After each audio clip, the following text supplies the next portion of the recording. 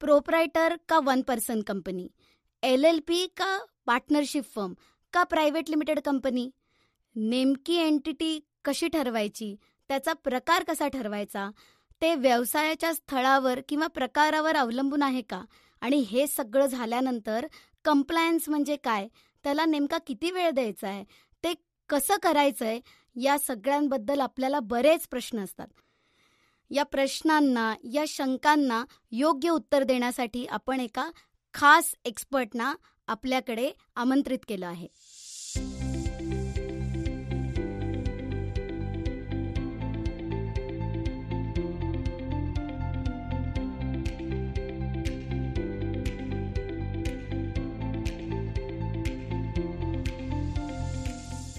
Hello friends, माझ्यासोबत आहेत CS Neha Limaye. गेली 20हून अधिक वर्ष त्या पुण्यात प्रॅक्टिस करत आहेत. कंपनी कायदा, सेबी, फेमा म्हणजेच फॉरेन एक्सचेंज मॅनेजमेंट ॲक्ट हे त्यांच्या अभ्यासाचे विषय असून प्रायव्हेट लिमिटेड, लिस्टेड कंपन्या, LLP यांना त्या सेवा पुरवतात. Symbiosis law college, ILS law college तसंच institute of company secretaries of India Pune येथे त्यांनी अध्यापन केले आहे. आपल्या CS व्यवसायात व्यग्र असूनही त्यांनी मराठी भाषेची आवड जोपासली आहे. एप्रिल 23 लिहूया बिनचूक मराठी हे त्यांनी श्रीपाद ब्रह्मे यांच्यासोबत लिहिलेले पुस्तक प्रकाशित झाले. तर राजहंस प्रकाशनाने ऑगस्ट 23 त्यांच्या शब्द सूर जपून ठेव हे उत्तर हिंदुस्थानी शास्त्रीय संगीतावर आधारित पुस्तक प्रकाशित केले. या दोन्ही पुस्तकांना उत्तम प्रतिसाद मिळत असून याचबरोबर महाराष्ट्र टाइम्स, छात्र प्रबोधन, शिक्षण विवेक आणि साप्ताहिक सकाळ या नियतकालिकातून त्यांचे नियमित स्तंभलेखन सुरू असते. अशा हरहुन्नरी CS नेहा मॅडमना आज आपण आपल्या पॉडकास्टसाठी बोलवलंय. नमस्कार नेहा मॅडम. नमस्कार. बिझनेस बाराखडीच्या सगळ्या प्रेक्षकांना माझा नमस्कार आणि अर्पिता तुला स्पेशल धन्यवाद. Thank you madam. आजचा विशेष एपिसोड LLP पार्टनरशिप फर्म आणि कंपनी यावर आधारित आहे. आमच्या श्रोत्यांनी आम्हाला भरपूर प्रश्न विचारले आणि आपण त्या प्रश्नांची आज त्यातले काही प्रश्न आपण आज घेतोय आणि थेट प्रश्नांना सुरुवात करूया.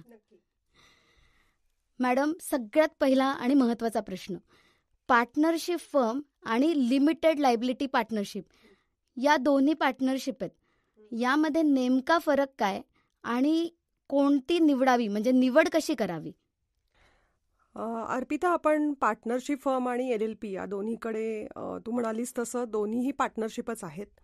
पण आपण जर त्या कुठल्या लॉद्वारे स्थापन केल्या जातात हे जर बघितलं तर पार्टनरशिप फर्म अर्थातच पार्टनरशिप ॲक्ट जो आहे, जो अगदी जुना लॉ आहे आपल्याकडे, त्यानुसार तो फॉर्म अस्तित्वात येतो.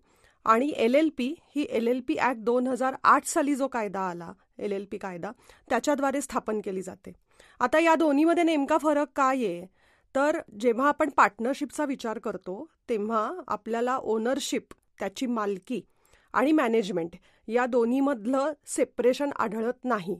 म्हणजे काय की पार्टनरशिपचे जे पार्टनर्स असतात त्यांची वैयक्तिक मालमत्तासुद्धा याच्यामध्ये इन्व्हॉल्व्ह होऊ शकते जर का त्या पार्टनरशिपमध्ये फ्रॉड झाला किंवा काही झालं तर. थोडक्यात त्याच्यामध्ये सेपरेशन नाही आहे.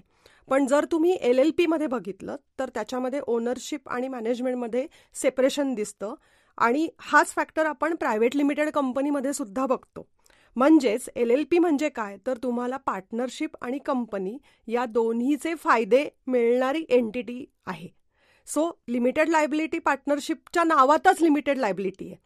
म्हणजे तू जर पार्टनरशिप फर्म बघितलीस, पार्टनरशिप ॲक्ट खाली रजिस्टर झालेली, आणि उद्या समजा काही कारणांनी बिझनेस बंद पडला, तर मी मगाशी म्हटलं तसं पार्टनर्सची जी वैयक्तिक मालमत्ता असते ती सुद्धा त्याच्यामध्ये इन्व्हॉल्व्ह होऊ शकते. त्याच्यातनं त्यांना पैसे घालायला लागू शकतात.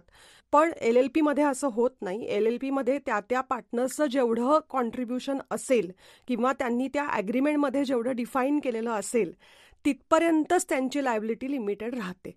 हा मुख्य त्याच्यामधला फरक आहे जो आपल्याला कंपनीमध्ये पण दिसतो. त्यामुळे कंपनीमध्येही आपण बघतो की शेअर होल्डर किंवा प्रमोटर्स असतील, त्यांचं जेवढं कॉन्ट्रीब्युशन असेल, त्यांचं जेवढं शेअर कॅपिटल असेल तेवढ्यापुरतीच लायबिलिटी मर्यादित राहते.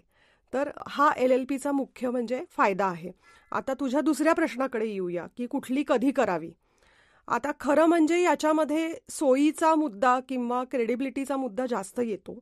पार्टनरशिप पण तुम्ही रजिस्टर्ड पार्टनरशिप करू शकता किंवा अनरजिस्टर्ड पार्टनरशिप करू शकता. अनरजिस्टर्ड म्हणजे फक्त ॲग्रीमेंट करायचं आणि बिझनेस सुरू करायचा दोन्ही पार्टनर्सनी, दोन्ही किंवा जे कुठले पार्टनर्स असतील तेव्हा त्यांनी. LLP मध्ये तुला काय करायला लागतं, LLP ही रजिस्टर्डच असते. मिनिस्ट्री ऑफ कॉर्पोरेट अफेअर्सच्या वेबसाईटवरती जाऊन तिथले जे काय ॲप्लिकेशन्स असतील ते करून तुला लिमिटेड लायबिलिटी पार्टनरशिप तिथे रजिस्टरच करावी लागते. आता या दोन्हीमध्ये परत एक थोडासा फरक बघूया काय पडतो ते, की तू जेव्हा पार्टनरशिप रजिस्टर करतेस तेव्हा त्याला मार्केटमध्ये क्रेडिबिलिटी जास्त असते. ती रजिस्टर कुठे करायची, तर रजिस्टर ऑफ फर्म्सची ऑफिसेस असतात, तिथे जाऊन तुला याचं रजिस्ट्रेशन करावं लागतं. रजिस्टर्ड पार्टनरशिपचे पण काही फायदे असे आहेत की उद्या समजा तुम्ही त्याचे क्रेडिटर असाल, त्या पार्टनरशिपकडनं तुम्हाला जर का काही अमाऊंट ड्यू असेल किंवा बँकेकडनं कर्ज घेतलंय, बँकेला उद्या काहीतरी दावा दाखल करायचा आहे, तर रजिस्टर्ड पार्टनरशिप असेल तर त्याचे बेनिफिट तुम्हाला मिळू शकतात ॲज अ क्रेडिटर किंवा ॲज अ बँकर म्हणून. आणि रजिस्टर्ड पार्टनरशिपला लोन मिळायला सुद्धा बँकेकडनं जर रजिस्टर असेल तर त्याला प्रेफरन्स दिला जातो रादर दॅन अनरजिस्टर्ड पार्टनरशिप. हा एक त्याच्यातला भाग झाला. आता LLP कडे जर का आपण आलो तर LLP आपण बघितलं तसं कंपनी आणि पार्टनरशिपचे बेनिफिट देते. आता जेव्हा मला पटकन व्यवसाय सुरू करायचा आहे, मला जास्त काही एक्सपोजर नको आहे, पण मला अगदी माझ्या एकट्याच्या जोरावर पण तो नाही करायचा आहे, माझ्याबरोबर एखादा पार्टनर तयार आहे काम करायला, तेव्हा पटकन लोक पार्टनरशिपकडे ओढले जातात. पार्टनरशिपला वेगळे काही कंप्लायन्सेस नाही आहेत मुळामध्ये. त्याला तुम्ही एक शॉप पॅक घेतलं, तुमचे काय एम्प्लॉईज जास्त नसतील तर तुम्हाला PF ESI वगैरे पण त्याच्यामध्ये येत नाहीत. तुम्ही फक्त इन्कम टॅक्सला रिटर्न्स भरले वेळोवेळी, जे काय TDS असतील, GST असेल किंवा आणखीन काही असेल, की तुमचं काम होऊन जातं. त्याच्या पलीकडे तुम्ही कुठल्या ऑथॉरिटीला आन्सरेबल नसता. LLP मध्ये तसं होत नाही. LLP ही मिनिस्ट्री ऑफ कॉर्पोरेट अफेअर्सच्या अखत्यारीत येत असल्यामुळे त्याच्यावरती त्याचं नियंत्रण राहतं. जसं प्रायव्हेट लिमिटेड कंपन्या, पब्लिक लिमिटेड कंपन्या याच्यावरती जसं MCAचं नियंत्रण आहे तसंच LLP वरती पण राहतं. त्यामुळे LLPला कंप्लायन्स जास्त आहे. म्हणजे LLPला हे सुद्धा इन्कम टॅक्स किंवा बाकी ऑथॉरिटीजकडे कंप्लायन्स करायचाच आहे. पण त्याचबरोबर जसे आपण प्रायव्हेट लिमिटेड कंपनीचे जसे रिटर्न्स फाईल करतो तसेच LLPचे पण काही रिटर्न्स असतात, ते आपल्याला MCAकडे जाऊन फाईल करावे लागतात. किंवा आता आणखीन एक बाजू आपण सांगूया की पार्टनरशिपमध्ये जर काही चेंजेस झाले तर पार्टनरशिपचे चेंजेस आहेत ते रजिस्टर ऑफ फर्म्सला पार्टनरशिप कळवेल. तसेच LLP मध्ये पण काही चेंजेस झाले, कॅपिटल बदललं, प्रॉफिट शेअरिंग रेशो बदलला, पार्टनर्स बदलले, नाव बदललं, त्याचं रजिस्टर ऑफिस बदललं, तर तेही तुम्हाला मिनिस्ट्री ऑफ कॉर्पोरेट अफेअर्सकडे जाऊन तुम्हाला ते इन्फॉर्म करावे लागतात.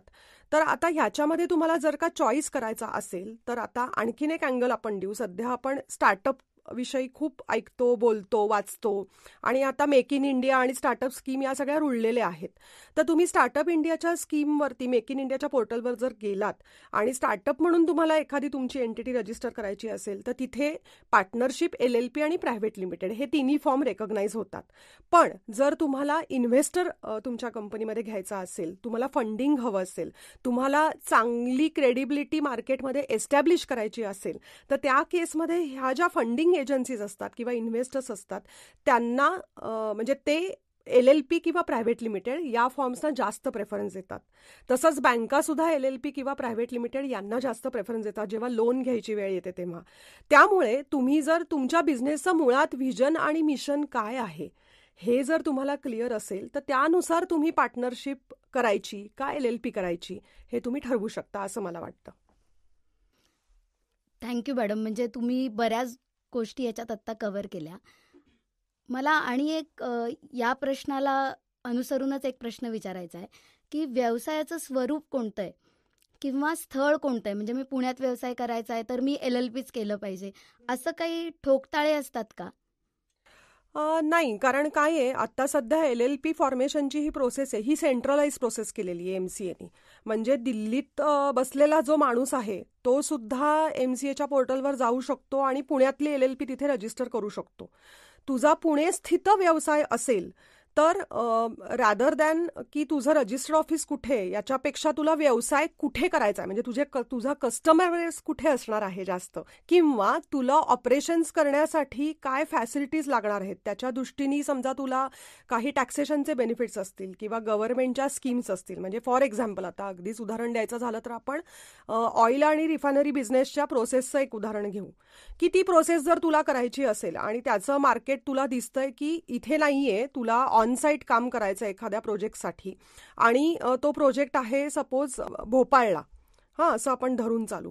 तर भोपाळला जर का तो प्रोजेक्ट असेल आणि भोपाळ सरकारबरोबर तुझं जर कॉन्ट्रॅक्ट ठरणार असेल आणि त्यांच्या टेंडरनुसार जर एखादी कंडिशन असेल की बाबा माझ्या राज्यात असलेली LLP मला पाहिजे ह्याच्यासाठी रजिस्टर, तर नॅचरली तुला पुण्यात LLP करून चालणार नाही, किंवा मग पुण्यात LLP करून तुला तिथे ब्रांच काढावी लागेल वगैरे वगैरे. अशी कन्सिडरेशन त्याच्यामध्ये असू शकतात. आता LLPच्या बाबतीत आणखीन एक सांगते, तुम्ही जर रिअल इस्टेटचे प्रोजेक्ट्स बघितलेत तर प्रत्येक प्रोजेक्ट बरोबर एक LLP ते लोक फॉर्म करतात आणि तो प्रोजेक्ट जिथे चालू असेल तिथे ती LLP जनरली रजिस्टर्ड असते. तर माझा प्रोजेक्ट जर पुण्यात चालू असेल तर ती पुण्यातली LLP वेगळी असते आणि ती त्या प्रोजेक्ट पुरतीच असते. प्रोजेक्ट झाला की ती LLP क्लोज करतात. तसंच पार्टनरशिपचंही आहे अर्थात. मुंबईत जर माझा प्रोजेक्ट चालू असेल तर त्या प्रोजेक्ट पुरती ती LLP करतात, कारण त्याचं सगळं जे काय कॉस्टिंग, अकाउंटिंग, त्या प्रोजेक्ट थ्रू होणारा फायदा, त्याचे कस्टमरला मी देणारे बेनिफिट्स, हे सगळं त्या LLP मध्ये अकाउंटिंग होत असल्यामुळे किंवा ती LLP कॉस्ट सेंटर किंवा प्रॉफिट सेंटर म्हणून तशी त्याच्याकडे बघण्याचा दृष्टिकोन असल्यामुळे ती तिथे फॉर्म केलेली जास्त चांगली असते, कारण सगळे लोकल लॉजही तुला कंप्लाय करायचे असतात. तर एंटिटी जर का तिथे रजिस्टर्ड असेल ना तर तुला कंप्लायन्स करणं पण सोपं जातं, तुला कस्टमर हँडलिंग पण सोपं जातं आणि एकूण तुझं जे प्रोजेक्टचं व्यवस्थापन आहे ते करणं तुला सोपं जातं.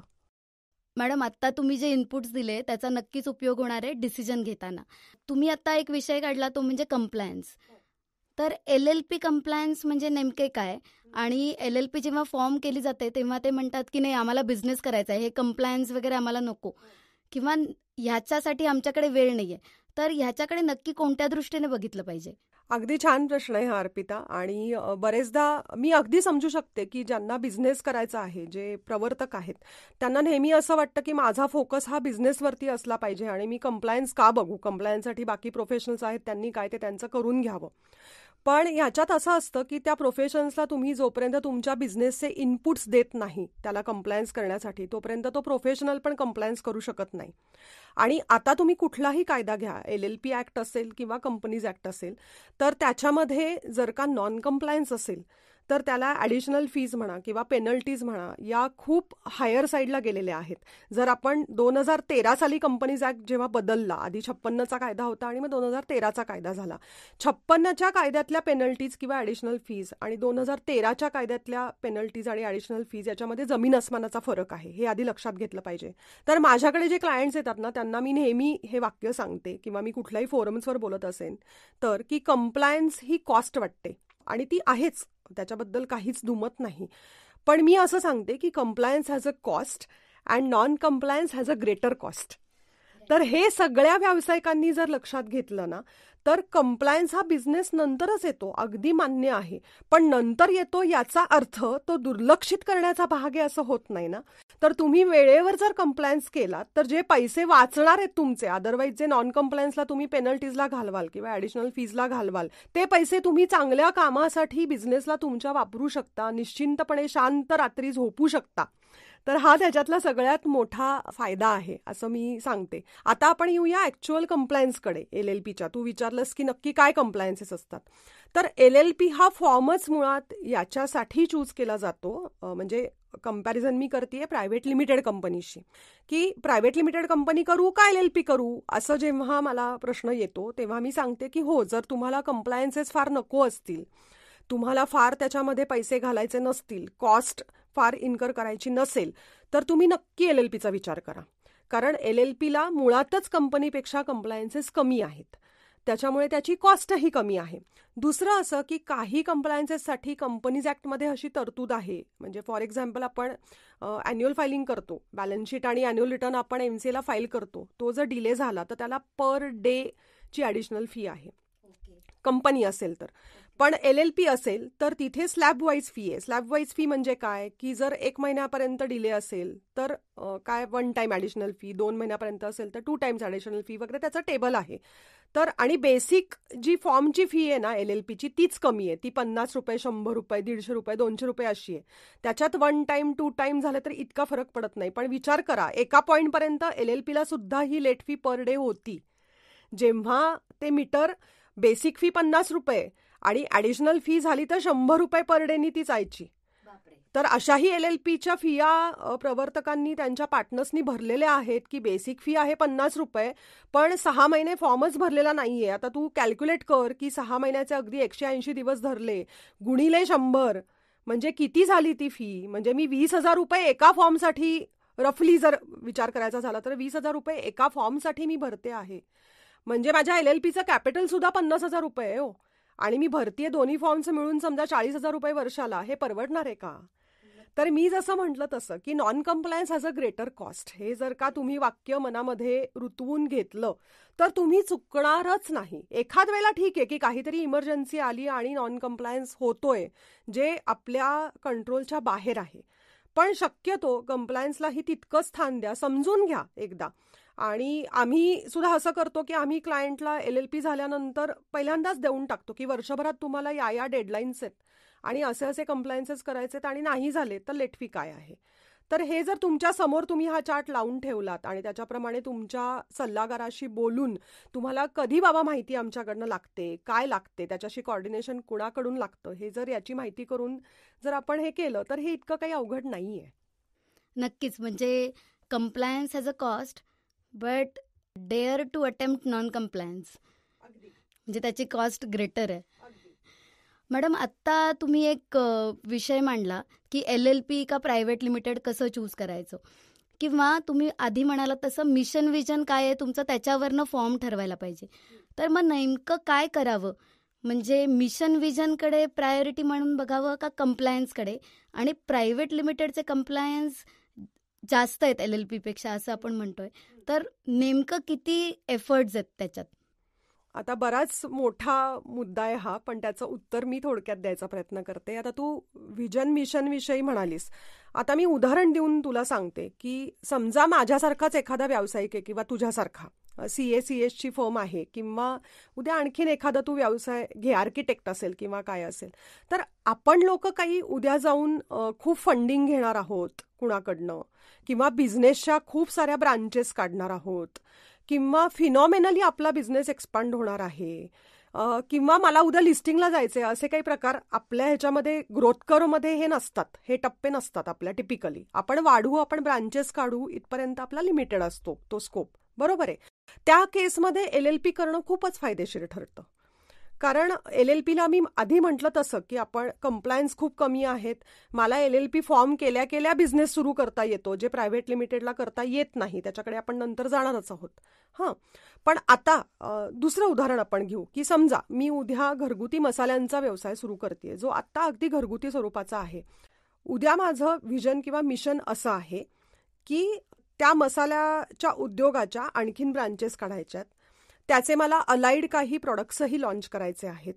हा व्यवसाय मला पॅन इंडिया चालवायचा आहे. अगदी उदाहरण घ्यायचं झालं तर त्याच्यासाठी मला खूप सारं फंडिंग लागणार आहे. ते काही प्रमाणात आधी बँकेकडनं येईल, काही प्रमाणात नंतर मला इक्विटी इन्व्हेस्टर्स, जे एंजल इन्व्हेस्टर्स असतील किंवा प्रायव्हेट इक्विटी असेल किंवा व्हेंचर कॅपिटलिस्ट असेल, त्याच्याप्रमाणे मला जायचं आहे.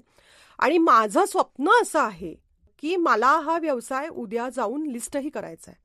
हां, आता असा जर तुम्ही स्पॅन बघितला की ज्याच्यामध्ये एक्सपान्शनला भरपूर स्कोप आहे, भरपूर रोजगार निर्मिती होणार आहे, मला मार्केटमध्ये क्रेडिबिलिटी पण एस्टॅब्लिश करायची आहे, मला माझ्या व्यवसायाला प्रसिद्धी पण हवी आहे, मला त्याच्यामध्ये खूप फंडिंगही आणायचं आहे, तो मोठाही करायचा आहे, आणि पुढे जाऊन मला तो लिस्टही करायचा आहे. तर असं जर इतकं तुमचं ब्रॉडर व्हिजन असेल आणि त्या दृष्टीने तुम्ही टप्प्याटप्प्याने तो व्यवसाय वाढवत नेणार असाल, तर मी असं सांगते की मग you better go for a company format. कारण LLP मध्ये काही त्याची लिमिटेशन्स येतात. कारण LLP मध्ये टिपिकली काय होतं की तुम्ही आधी 2 पार्टनर घेऊन त्याच्या ते कॅपिटल घालता, तुम्ही सुरू करता, त्याच्यानंतर तुम्ही इन्व्हेस्टर आणता, ठीक आहे, इन्व्हेस्टर आणून त्यालाही तुम्ही हे करता. पण पुढे पुढे जसा व्यवसाय वाढत जातो आणि फंडिंगच्या रिक्वायरमेंट जशा बदलत जातात ना, आणि तुम्हाला लिस्टिंगसाठी जर जायचं असेल तर स्टार्टअप म्हणून ठीक आहे, तुम्ही LLP रजिस्टर कराल, पण लिस्टिंगला जायचं असेल तर तुम्हाला कंपनी फॉर्मॅटशिवाय पर्यायच नाहीये. मग तुम्ही असाही डिसिजन घेऊ शकता त्याच्यामध्ये की सुरुवातीला तुम्ही LLPच ठेवा, तुम्ही अंदाज घ्या की कशा प्रकारे आपण ग्रो होतोय आणि मग ती कन्व्हर्ट करा कंपनीमध्ये.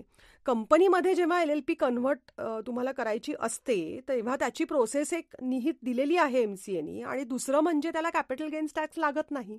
त्याच्या काही कंडिशन्स जरूर आहेत की तुम्ही LLPचं स्ट्रक्चर जसंच्या तसं पुढे नेलं पाहिजेत. पण दुसरा फायदा असाही आहे की LLPला समजा लॉस असेल किंवा काही अनॲब्सॉर्ब डेप्रिसिएशन असेल तर तेही कंपनीला कन्व्हर्ट केल्यानंतर तुम्ही तिकडे नेऊ शकता. सो हे सगळे बेनिफिट तुम्हाला तिथेही मिळतात. तर त्या केसमध्ये मग तुम्ही आधी LLP करा, मग कंपनी करा. पण पहिल्यापासून जर तुमचं ठरलं असेल की नाही, मला 1-2-3 वर्षामध्ये सपोज काय 50 ते 100 कोटीचं टार्गेट मी अचीव करणारच टर्नओव्हरचं आणि त्याच्यानंतर मला अमुक अमुक प्रकारची एक इन्व्हेस्टमेंट लागणार आहे, तर कंपनी फॉर्मॅटलाच जा, भलेही थोडी कॉस्ट तुम्हाला आधी जास्त पडत असेल, असं मी सांगते. आता तू कंप्लायन्सेसचं म्हणालीस दुसरा पार्ट, की मी मगाशीही म्हटलं की जेव्हा कंप्लायन्सचा विषय येतो तेव्हा मीही सांगते की LLP कडे जा. का? याची 2-3 कारणं आपण बघूया. जेव्हा आपण रजिस्टर करायला जातो ही एंटिटी, तर तेव्हा काय होतं की LLP मी आधी रजिस्टर करते ॲज अ एंटिटी. त्याच्यानंतर 30 दिवस असतात ज्याच्यामध्ये मला LLP अग्रीमेंट रजिस्टर करायचं असतं. पण पण LLP जेव्हा मी फॉर्म करते ती रजिस्टर झाल्या मी बिझनेस सुरू करू शकते. मला कुठलंही बंधन नाहीये. LLP अग्रीमेंट मी रजिस्टर केल्याशिवाय मला अर्थात बँक अकाउंट उघडणं किंवा बँक अकाउंट उघडून त्याच्यावर लोन घेणं किंवा त्याच्यात कॅपिटल तेवढं डिपॉझिट करणं या कंडिशन सगळ्या आहेतच. पण तरी सुद्धा काहीतरी ऑर्डर हातात घेणं, इन्व्हॉइसिंग करणं हे सगळं मी लगेच सुरू करू शकते. कंपनीला तसं होत नाही. कंपनीला MCA काय सांगतं की कंपनी रजिस्टर करा. तुमची कंपनी इन्कॉर्पोरेट झाल्यानंतर तुम्हाला आधी कॅपिटल आत आणायचंय, म्हणजे बँक अकाउंट उघडायचंय, कॅपिटल आत आणायचंय. त्यानंतर तुम्हाला कमेन्समेंट ऑफ बिझनेसचा एक फॉर्म MCAला भरायचा आहे. तो फॉर्म भरल्याशिवाय तुम्ही कुठलेही अग्रीमेंट साईन करणं किंवा टेंडर्स घेणं किंवा बँकेकडनं लोन घेणं हे करू शकत नाही. म्हणून आजकाल तू बघितलंस, तुलाही अनुभव असेल की जर का बँक अकाउंट उघडलं आणि शेअर कॅपिटल डिपॉझिट केलेलं नसेल तर बँका अकाउंट फ्रीज करतात. शिवाय बँका हा फॉर्मही सबमिट करायला सांगतात त्या प्रवर्तकांना की हा INC-20A नावाचा फॉर्म असतो MCA कडे भरायचा, तो सबमिट करा, त्याशिवाय आम्ही अकाउंट तुमचं ॲक्टिव्ह धरून पुढचं करणारच नाही काही ऑपरेशन्स. तर इतकं गव्हर्नमेंटनी कंडिशन घातलेलं आहे. त्यामुळे प्रायव्हेट लिमिटेडला तुला या पटपट स्टेप्स घ्याव्या लागतात जर बिझनेस फुल फोर्समध्ये सुरू करायचा असेल तर. हे एक झालं. त्याच्यानंतरचे कंप्लायन्सेस आपण जर का बघितले त्या कार्यकाळातले, तर LLPला काय करावं लागतं की जोपर्यंत तुमचं कॅपिटल कॉन्ट्रीब्युशन हे 25 लाखापेक्षा कमी आहे आणि तुमचा टर्नओव्हर आहे हा 40 लाखापेक्षा कमी आहे, तोपर्यंत LLPला ऑडिट सुद्धा लागत नाही. म्हणजे फक्त पार्टनर्सच्या सहीनी तुम्ही बॅलन्स शीट आणि अॅन्युअल रिटर्न हे 2च कंप्लायन्सेस वर्षाचे तुम्ही फाईल करू शकता आणि तुमचा कंप्लायन्स संपतो. आणि आणखीन एक कंप्लायन्स असा की पार्टनर्सचा KYC करावा लागतो. हे 3 कंप्लायन्सेस जर तुम्ही केले आणि LLPच्या स्ट्रक्चरमध्ये काहीही बदल झालेला नाहीये समजा वर्षभरात, तर हे 3 कंप्लायन्सेस तुम्ही करा आणि निवांत तुम्ही शांत झोपा. आणि अर्थात इन्कम टॅक्स रिटर्न भरा वगैरे आहेच आहे. कंपनीच्या आयुष्यात काय होतं, तर कंपनीला जर का तुमचे स्मॉल आणि मीडियम साईज व्हेंडॉर्स असतील, तुमचे पेएबल्स असतील त्यांना, तर MSME रिटर्न भरायचा आहे जो हाफ इयरली आहे. त्याच्यानंतर तुम्ही डायरेक्टरकडनं लोन घेतलं असेल किंवा काही असे तुम्ही ॲडव्हान्सेस घेतलेले असतील जे डिपॉझिट्स या सदरात मोडत नाहीत, एक्झम्पशन आहे त्यांना कंपनीज ॲक्टप्रमाणे, पण ते तुम्हाला ROCला रिपोर्ट करायचेत वर्षभरातनं एकदा. म्हणजे तो एक रिटर्न झाला. त्याच्यानंतर तुला अॅन्युअल रिटर्न फाईल करायचा आहे, तुला बॅलन्स शीट फाईल करायचं आहे, तुला मिनिट्स मेंटेन करायचे आहेत जे LLPमध्ये मॅन्डेटरी नाही आहे, कंपनीमध्ये मॅन्डेटरी आहे. तुला ऑडिट कंपल्सरी आहे. तुझं कॅपिटल 1 लाख असो, 10,000 असो किंवा 10 लाख असो, तुला ऑडिट करूनच घ्यायचं आहे कंपनीचं. हे तुला मॅन्डेटरी आहे पहिल्या दिवसापासून. त्यामुळे तुला ऑडिटर अपॉइंट करायचं आहे, त्याचं ऑडिट करून घ्यायचं आहे. आणि तिथे काही टर्नओव्हर किंवा ह्याची लिमिटच नाहीये. मी म्हटलं तसं टर्नओव्हरची लिमिट नाहीये. तुझा टर्नओव्हर ₹2 असेल, तू काहीच धंदा केला नसशील किंवा तुझा टर्नओव्हर 50 कोटी असेल, तरी सुद्धा तुला हे सगळे फॉर्म भरायचेच आहेत. बॅलन्स शीट तुला ऑडिट करून घ्यायचंच आहे. त्यामुळे तुलनेनी कंपनीला जर LLPला आपण 3 फॉर्म बघितले तर कंपनीला साधारण 5 ते 6 फॉर्म वेगवेगळ्या डेट्सना तुला भरायचे आहेत. आणि त्याला जर तिथे जर नॉन कम्प्लायन्स झाला तर म्हणजे दोन गोष्टी होऊ शकतात. तू लेट फॉर्म भरलास तर तुला ॲडिशनल फीनी फॉर्म भरता येतो.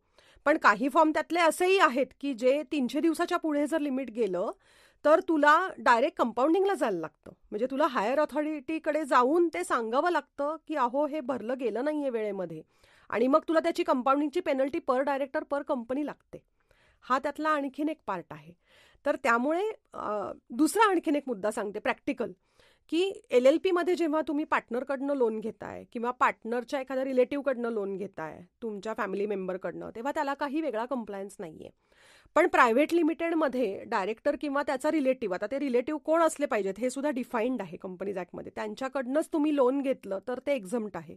शेअर होल्डरकडनं लोन घेतलं तर त्याला काही कंडिशन्स आहेत, त्याला एक्स्ट्रा आणखीन कंप्लायन्स आहे, तो तुम्हाला फुलफिल करायला लागतो. तुम्ही जर दुसऱ्या एंटिटीमध्ये इन्व्हेस्ट करत असाल कुठल्या, किंवा तुम्ही दुसऱ्या एंटिटीला ग्रुपमधल्या सुद्धा लोन देत असाल जिथे कॉमन डायरेक्टर्स आहेत वगैरे वगैरे, तर कंपनीवरती रेस्ट्रिक्शन्स आहेत. LLP वरती तशी रेस्ट्रिक्शन्स अजून तरी नाहीत. जी आणायचं चाललंय गेले कित्येक वर्ष, पण अजून तरी नाहीत. हा त्याच्यामधला प्रॅक्टिकल फरक आहे. त्यामुळे जिथे आपण म्हणतो ना की फंड मॅनेजमेंट आहे, ती LLP मध्ये जास्त फ्लेक्झिबिलिटी जास्त आपल्याला दिसते कंपनीच्या मानाने, प्रायव्हेट लिमिटेड कंपनीच्या मानाने. हा त्यातला आणखीन एक मुद्दा आहे. त्यामुळे फ्लेक्झिबिलिटी जास्त नसल्यामुळे प्रायव्हेट लिमिटेडला थोडंसं रिजिडली आपल्याला बघायला लागतं की काहीही करायचं असेल ॲक्शन पार्ट तर त्याला कंप्लायन्स आहे का बुवा, आणि तो काय किती वेळात करायचा आहे, किती फी असेल त्याला, हे सगळे बघायला लागतात. LLPला त्या मानाने तुला थोडंसं छान शांतपणे तू सगळं मॅनेज करू शकतेस, असा त्यातला मुख्य फरक आहे. मॅडम, तुम्ही जे काही इनपुट्स देतायत त्याचं खरंच डिसिजन घेण्यासाठी उपयोग होणार आहे. म्हणून आणि एक प्रश्न विचारते. तुम्ही आता मुद्दा एक काढला की LLPचं नंतर प्रायव्हेट लिमिटेडमध्ये कन्व्हर्जन करता येतं, किंवा त्याची स्टेज नेमकी काय असावी, ती कशी ओळखायची. दुसरा असा प्रश्न की प्रायव्हेट लिमिटेडचं LLP मध्ये कन्व्हर्जन करता येतं का? हो, दोन्ही पॉसिबिलिटीज आहेत की तुम्ही LLP पण प्रायव्हेट लिमिटेडमध्ये कन्व्हर्ट करू शकता किंवा प्रायव्हेट लिमिटेड कंपनी सुद्धा LLPला कन्व्हर्ट करू शकता. आधी फक्त कंपनी टू LLP असं कन्व्हर्जन पॉसिबल होतं आधीच्या कायद्यामध्ये, जेव्हा हा कायदा आला तेव्हा. पण आता दोन्ही पॉसिबल आहे. हा एक भाग झाला. आता हे कन्व्हर्जनचा डिसिजन केव्हा घ्यायचा असा तुझा प्रश्न आहे, किंवा काय त्याचे पॅरामीटर्स असले पाहिजेत. तर मी मगाशी पण सांगितलं की LLP जेव्हा कन्व्हर्ट करायची आहे तुला प्रायव्हेट लिमिटेडला, तेव्हा अर्थात परत तुझं विजन मिशन तिथे येतं की तुला व्यवसाय वाढीसाठी म्हणून ती करायची आहे, तुला इन्व्हेस्टमेंट जास्त हवी आहे आणि तुझे इन्व्हेस्टर्स म्हणतायत की नाही आम्हाला LLP पेक्षा प्रायव्हेट लिमिटेड हवी आहे बरं का.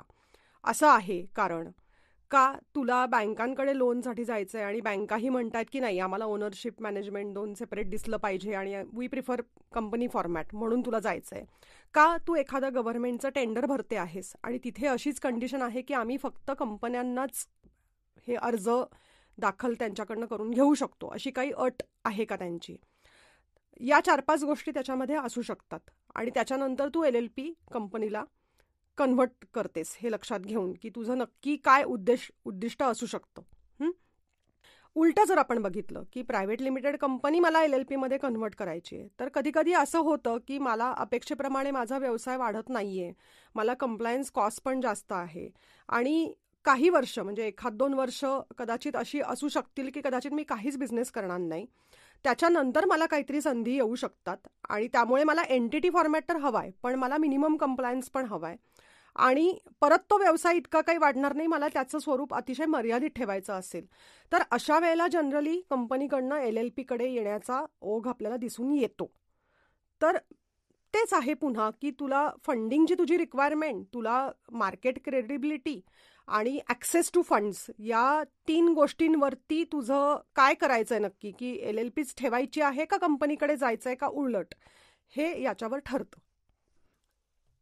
नक्कीच. म्हणजे हा डिसिजन कंपनीच्या वेगवेगळ्या स्ट्रॅटेजीज, मिशन आणि त्यांचे प्रोजेक्शन्स याच्यावर अवलंबून आहे. मॅडम, आता आणि एक प्रश्न विचारते. जसं पार्टनरशिपमध्ये लायबिलिटी अनलिमिटेड आहे पार्टनरशिप, म्हणून त्याला LLP पर्याय आला. पण जेव्हा 2 किंवा 2पेक्षा जास्त व्यक्ती आहे तेव्हाच LLP फॉर्म करता येते. आता जेव्हा प्रोप्रायटरी बिझनेस असतो आणि असं ठरलंय की नाही घ्यायचं आणि एखाद्या व्यक्तीला, प्रोप्रायटरची लायबिलिटी अनलिमिटेड आहे, मग अशा वेळी काही ऑप्शन आहे का जो त्याची लायबिलिटी लिमिटेड करू शकेल? आहे ना. आता 1% कंपनी हा सुद्धा ऑप्शन आलेला आहे कंपनीज ॲक्टमध्ये, ज्याच्यामध्ये ती पुन्हा जशी पार्टनरशिप आणि कंपनीचे बेनिफिट तुम्हाला LLP मध्ये मिळतात, तसे सोल प्रोप्रायटरशिप आणि कंपनीचे बेनिफिट तुम्हाला 1% कंपनीमध्ये मिळतात. म्हणजे त्याचा प्रमोटर किंवा शेअर होल्डर हा अर्थातच एकच माणूस असतो की जो त्याचा मालक असेल, आणि मॅनेजमेंट साईडला म्हणजे डायरेक्टर म्हणून तो स्वतः असू शकतो किंवा त्याच्याबरोबर आणखीनही तो कोणी घेऊ शकतो. सो डायरेक्टर मल्टिपल असू शकतात. तिथे काही तशी बंधनं नाही आहेत. पण प्रमोटर म्हणून किंवा मालक म्हणून, ओनर म्हणून, शेअर होल्डर म्हणून तो एकच व्यक्ती असतो जो स्वतःला, आणि असंही आपण त्याच्यामध्ये खूप छान त्यांनी सिनारिओ इमॅजिन केलेला आहे. आता सोल प्रोप्रायटरशिपला काय होतं की मी प्रोप्रायटरशिप रजिस्टर करते. आता समजा मला काही झालं, काय मी अचानक गेले किंवा मी काही ॲक्सिडेंट झाला, डिसॅबिलिटी आली काही कारणांनी, तर पुढे तो व्यवसाय कोण सांभाळणार याची सोय नाही आहे, अनलेस मी काही विल करून ठेवलं असेल तरच. पण 1% कंपनीमध्ये तुम्हाला रजिस्ट्रेशनलाच गव्हर्नमेंट सांगतं की तिथे नॉमिनी पण तुम्हाला नेमायचं आहे. म्हणजे जर का उद्या तुम्हाला काही झालं काही कारणांनी, तर त्याच्यानंतर ते अधिकार किंवा त्याच्या लायबिलिटीज, म्हणजे याच्यामध्ये बाकी स्टेक होल्डर्सचा पण विचार केलेला आहे की त्यांनी उद्या कर्ज किंवा काही त्यांचे ड्यूज असतील तर ते कुणाकडे मागायचे. तर तिथे नॉमिनेशन तुम्ही केलेलं अत्यंत आवश्यक तर आहेच, पण ते कंपल्सरीही आहे. तर तिथं मला नॉमिनी नेमावाच लागतो. तर 1% कंपनी हा फॉर्मॅट आहेच आहे. पण पुन्हा एकदा सांगते की 1% कंपनी हा फॉर्मॅट सुद्धा थोडासा रेस्ट्रिक्टेड राहतो या दृष्टीने की परत बिझनेस जर वाढवायचा असेल तर मग परत प्रायव्हेट लिमिटेडला तुला कन्व्हर्ट व्हावंच लागतं किंवा तुला LLPला जावंच लागतं. हा त्याच्यामधला एक मुद्दा आहेच आहे. किंवा स्टार्टअपला तू गेलीस तर कंपनी आणि LLP हेच ऑप्शन असल्यामुळे, पार्टनरशिप, LLP आणि कंपनी, तर पुन्हा तिथे प्रायव्हेट लिमिटेड म्हणजे तुला 2 परत माणसं आणावीच लागतात तिथे, शेअर होल्डर आणि डायरेक्टर म्हणून. तर हे थोडंसं त्याचं लिमिटेशन आहे. पण आहे, आता ही संकल्पना मुळात युरोप आणि अमेरिकेमधनं आलेली असल्यामुळे इथेही बऱ्याच 1% कंपनीज आहेत की ज्या सुरुवातीला अगदी छोट्या स्वरूपाचं सोल प्रोप्रायटरशिप नको, पण कंपनी फॉर्मॅट असल्यामुळे व्हिजिबिलिटी खूप जास्त चांगली आहे. आणि एस्पेशली जेव्हा मला बाहेरून जेव्हा माझे कस्टमर्स बघत असतात ना माझ्याकडे, देशाबाहेरून, तर मग तेव्हा त्यांना जर कंपनी असं नावात दिसलं तर त्यांची विश्वासार्हता आपण संपादन जास्त करू शकतो, म्हणून तो फॉर्मॅट प्रिफर केला जातो. हेही तितकंच खरं आहे. त्यामुळे आहेत भरपूर 1% कंपनी सुद्धा आहेत. आणि मग एका स्टेजनंतर ते कन्व्हर्टही होतात, पुढे प्रायव्हेट लिमिटेडला होतात जनरली. नक्कीच. म्हणजे मॅडम, तुम्ही जे सगळं सांगताय तो विषय एवढा मोठा आहे आणि या 5-6 प्रश्नात तो तुम्ही कव्हर करताय आमच्यासाठी, हीच खूप मोठी गोष्ट आहे. आणि एक शेवटचा मुद्दा जो महत्त्वाचा आहे आणि आमच्या श्रोत्यांनी विचारलाय, तो म्हणजे LLP फॉर्म झाली किंवा प्रायव्हेट लिमिटेड किंवा 1%, पण काही कारणामुळे, काही वेळामुळे ती विकायची नाही आहे, पण वाइंडअप करायची आहे. तर हे वाइंडअप करायचं असतं का? वाइंडअप करता येतं का? आणि त्या रिलेटेड काय ॲक्शन पॉईंट्स असतात? आता कुठलीही एंटिटी जर तुम्हाला बंद करायची असेल तर त्याचे साधारणपणे 2 मार्ग आहेत. कुठल्याही ॲक्टकडे जा तुम्ही, LLP ॲक्ट बघा किंवा कंपनीज ॲक्ट बघा. तर एक आहे, तू म्हणालीस तो वाइंडिंग अप. वाइंडिंग अप म्हणजे काय की तुझे सिक्युअर्ड क्रेडिटर्स किंवा तुझे शेअर होल्डर्स, त्याची संख्या आणि त्याची व्हॅल्यू हे बघून तुला पेटिशन करावं लागतं नॅशनल कंपनी लॉ ट्रिब्युनलकडे, NCLTकडे. आणि मग ती प्रोसेस खूप मोठी चालते, कारण तिथे कोर्ट लिक्विडेटर अपॉइंट करतं वगैरे वगैरे. हे जनरली मोठ्या कंपन्यांच्या बाबतीत घडतं, कारण त्याला खर्च, लागणारा वेळ हा खूप जास्त आहे. आणि त्याच्या कंडिशन्स, मुळात तू तिथे अप्लाय करायला एलिजिबल, पात्र आहेस का नाही, हे ठरवण्याचे क्रायटेरिया पण वेगळे आहेत. तितक्या टेक्निकॅलिटीजमध्ये आपण नको जाऊया. सो हा थोडासा लॉंग रूट आहे, हे एवढं लक्षात ठेवूयात. दुसरा जो आहे, ज्याला आम्ही फास्ट ट्रॅक रूट म्हणतो आमच्या भाषेमध्ये. फास्ट ट्रॅक रूट म्हणजे काय की तुला असं दिसतंय की तुझा बिझनेस बंद पडलेला आहे आणि फक्त ॲडमिनिस्ट्रेटिव्ह एक्सपेन्सेस चालू आहेत किंवा काही लायबिलिटीज, टॅक्सच्या वगैरे काही केसेस असतील तर त्या चालू आहेत, तेवढ्यापुरती कंपनी फक्त ऑपरेशनल आहे, बिझनेस बंद पडलाय. त्याच्यानंतर तुला फास्ट ट्रॅक क्लोजरसाठी एक ॲप्लिकेशन करावं लागतं. स्ट्राईक ऑफ ॲप्लिकेशन आम्ही त्याला म्हणतो, पोर्टलवरती जाऊन. फक्त त्याला अटी आहेत. अटी म्हणजे काय की लॉ असं सांगतो की तुमचा 2 वर्ष तरी बिझनेस पूर्णपणे बंद असला पाहिजे. आता बंद असला म्हणजे त्याच्यामध्ये असं एक मिसकन्सेप्शन आढळतं की मी आज माझे ऑपरेशन्स बंद केले म्हणजे बिझनेस बंद झाला. तर तसं नाहीये. बिझनेस बंद करणं ही एक बाजू झाली, पण त्याची ॲडमिनिस्ट्रेटिव्ह बाजू पण असते ना, की तुझे खर्च अजून चालू आहेत, काही तुझं बँक अकाउंट अजून ओपन आहे, तुझ्या बॅलन्स शीटमध्ये असेट्स दिसत आहेत, काही लायबिलिटीज दिसत आहेत, काही देणं तू लागतेस, तुझे अजून काही टॅक्सेस पे करायचे उरलेत. तर बंद करणं म्हणजे ॲडमिनिस्ट्रेटिव्ह बाजू सुद्धा बंद होणं. त्यामुळे आम्ही क्लायंट्सना असं सांगतो की जेव्हा तुमचा बिझनेस बंद होतो त्याच्यानंतर जवळजवळ 2 वर्ष तरी तुम्हाला थांबायचं आहे, कारण ती अटच आहे तशी की 2 वर्ष हा बिझनेस बंद असला पाहिजे. म्हणजे बॅलन्स शीट क्लिनिंग अपचा एक्सरसाइज तुम्ही हातात घ्या. क्लिनिंग अप म्हणजे काय की माझे सगळे ड्यूज मी पे ऑफ करणं, असेट आयदर विकणं किंवा वे ऑफ करणं किंवा राईट ऑफ करणं, जे काय आपण म्हणू अकाउंटिंगच्या भाषेमध्ये ते. थोडक्यात माझ्या बॅलन्स शीटला एका साईडला फक्त पेडअप कॅपिटल आणि दुसऱ्या साईडला फक्त लॉस. प्रॉफिट मेकिंग बिझनेस अर्थातच वाइंडअप किंवा बंद होऊ शकत नाही. लॉस असेल तरच होऊ शकतो, हे लक्षात घ्यायचं इथे. तर हा बॅलन्स शीट क्लिनिंगचा एक्सरसाइज आमच्या अनुभवाप्रमाणे साधारण 2 ते 3 वर्ष चालतो. त्याच्यानंतर तुम्ही इन्कम टॅक्सचे या सगळ्या कालावधीमध्ये हे महत्त्वाचं आहे की कुठलाही कंप्लायन्स मिस नाही करायचा आहे आपल्याला. तो जर मिस झाला तर तुमचं जे ॲप्लिकेशन आहे तुम्ही ॲप्लिकेशन जाऊन केलंच जरी तरी ते रिजेक्ट होतं. त्याच्यामुळे ते GST असेल, नाहीतर तुमचा PF असेल, लेबर लॉ खाली असेल किंवा कुठलंही असेल, कंपनीज ॲक्ट असेल, इन्कम टॅक्स असेल, सगळे कंप्लायन्सेस करत राहायचे या कालावधीमध्ये. तुमचं बँक अकाउंट तुम्हाला मुख्य म्हणजे बंद करायचं आहे लायबिलिटीज पे ऑफ झाल्यानंतर. त्याचं क्लोजरचं एक सर्टिफिकेट तुम्हाला बँकेकडनं घ्यायचं आहे आणि हे सगळं करून तुम्हाला नील रिटर्न फाईल करायचे आहेत इन्कम टॅक्सकडे, ROCकडे. हे सगळं तुम्ही करत आलात की त्याच्यानंतर तुम्हाला क्लोजरचं ॲप्लिकेशन करावं लागतं, ज्याला तुम्हाला इन्कम टॅक्स रिटर्नची कॉपी जोडावी लागते लेटेस्ट की नील रिटर्न आहे. तुम्हाला सगळे कंप्लायन्सेस कंप्लीट आहेत याचं एक ॲफिडेव्हिट अंडरटेकिंग द्यायला लागतं. बँक अकाउंट हे झालेलं आहे आणि कुठलेही गव्हर्नमेंट ऑथॉरिटीजचे ड्यूज आता बाकी नाहीत, हेही त्या ॲफिडेव्हिटमध्ये नमूद करावं लागतं. त्याला ऑडिटरची किंवा कंपनी सेक्रेटरीची काही सर्टिफिकेशन्स लागतात.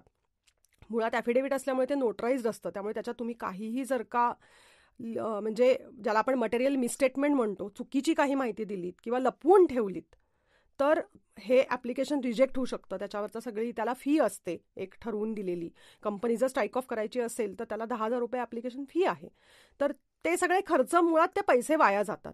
मग आता ह्याच्यात परत एक छोटासा मुद्दा येतो की जर का मी बँक अकाउंट बंद केलंय तर मग आता मी हे सगळं कन्सल्टंटच्या फिया किंवा काही ड्यूज आहे तर मी हे कसे देऊ. तर त्याच्यामध्ये आम्ही असं सांगतो की ते जे खर्च आहेत ना ते प्रमोटरनी स्वतःच्या खिशातनं करायचे आहेत, त्याला दुसरा काहीही इलाज नाही. त्याच्यामुळे मी परत एक सांगितलं तसं की परत non compliance is a cost जे मी म्हणते तो हाच परत मुद्दा येतो. सो जरी तो फास्ट ट्रॅक रूट असला तरी तितकाही सोपा किंवा तितकाही फास्ट ट्रॅक नाहीये. पण तुम्ही जर हे सगळ्या ह्याची पूर्तता केलीत तर तुम्हाला क्लोजर ॲप्लिकेशन फाईल केल्यानंतर साधारणपणे 6 महिने ते वर्षभरामध्ये क्लिअरन्स मिळतो की तुमची एंटिटी क्लोज झाली आहे. कारण इंटरनली तुम्ही ॲप्लिकेशन फाईल केल्यानंतर ROC किंवा आम्ही जे त्याचा MCAचा जो तो डिपार्टमेंट आहे, तो विभाग आहे, तो हे सगळ्या डिपार्टमेंटची कोऑर्डिनेशन करून एन्शुअर करतो की त्यांचे कुठले ड्यूज बाकी नाहीत. त्याच्यासाठी तो वेळ घेतात ते. म्हणून ते 6 महिने ते 1 वर्ष लागतं. त्याच्यानंतर तुम्हाला स्ट्राईक ऑफचं ॲप्लिकेशन तुमचं ॲक्सेप्ट झालंय असा मेल जोपर्यंत येत नाही तोपर्यंत फॉर्मली तुमची एंटिटी बंद झालेली नाही असंच तुम्ही धरायचं आहे. तर करू शकता तुम्ही बंद, पण त्याच्यासाठी हे सगळं तुम्हाला पाळणं आवश्यक आहे. नक्कीच नेहा मॅडम, म्हणजे बिझनेसमध्ये कुठलाही डिसिजन घ्यायचा आहे, म्हणजे LLP फॉर्म करू दे किंवा प्रायव्हेट लिमिटेड, हा जो डिसिजन घ्यायचा आहे फॉर्मेशनचा, तो मिशन विजन किंवा तुमचे बिझनेसचे नेक्स्ट एक्सपेक्टेशन, ग्रोथ फेज या सगळ्याचा विचार करून घ्यायचा आहे आणि हा सिरियस डिसिजन. अगदी अगदी. आणि एकदा जो काही निर्णय घेऊ त्याचे कंप्लायन्स वेळेवर करायचे आहेत. त्याला जेव्हा जेव्हा मदत लागेल तेव्हा बाहेरून मदत घ्यायची आहे प्रोफेशनल्सची. अगदी. आणि जर त्याचं तुम्हाला वाइंड अप करायचं आहे तर ती प्रोसेस सुद्धा सिरियसली कंप्लीट करायची आहे. हो. मध्येच काही सोडायचं नाहीये. अगदी. म्हणजे तुम्ही जे काही इनपुट्स दिले त्याच्यामुळे नक्कीच फायदा होणार आहे आम्हाला. आणि LLP, partnership firm, 1 person company, private limited, नक्की आता कुठलं फॉर्म करायचं, कसं त्याचे कंप्लायन्सेस करायचे किंवा कुठल्या क्षणी मदत घ्यायची, या सगळ्याची तुम्ही जी काही आम्हाला क्लॅरिटी दिली त्याच्यामुळे आम्हाला खूपच फायदा होणार आहे. थँक्यू. मलाही मजा आली इथे बोलताना आणि अपेक्षा करते की हा एपिसोड प्रेक्षकांना आवडेल आणि त्याच्यातनं खूप जण प्रेरणा घेऊन कंप्लायन्स या विषयाकडे आणि या एकूण सगळ्या फॉर्मॅटकडे त्यांना डिसिजन घेणं पण सोपं जाईल आणि त्याच्याकडे ते सिरियसली बघतील.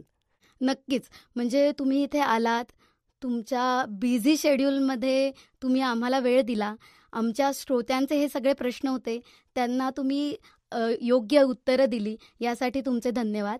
हो, थँक्यू सो मच सगळ्या टीमला. थँक्यू. मित्रांनो, तुम्ही प्रश्न विचारले आणि या प्रश्नांची आम्ही नोंद केली आणि आम्ही त्याचं बेसिकली एक्सपर्ट्सना या विषयावर बोलवतो. त्यामुळे तुमचे प्रश्न आम्हाला कमेंट्सद्वारे नक्की कळवा. फ्रेंड्स, बिझनेसची बाराखडीचा एपिसोड दर बुधवारी रात्री 8 वाजता रिलीज होतो. तुम्ही तो नक्की ऐका, सबस्क्राईब करा आणि तुमच्या व्यावसायिक मित्रांना त्याची लिंक पाठवा. तुम्हाला आणखीन कोणत्या विषयावर पॉडकास्ट ऐकायला आवडेल हे सुद्धा तुम्ही आम्हाला कमेंट्सद्वारे कळवा. भेटूया पुढच्या एपिसोडमध्ये. Disclaimer. Please note that the content provided in this podcast is for knowledge and informational purpose only and should not be considered as a financial advice. The host, guest, producers of this podcast are not liable for any actions taken based on the information presented.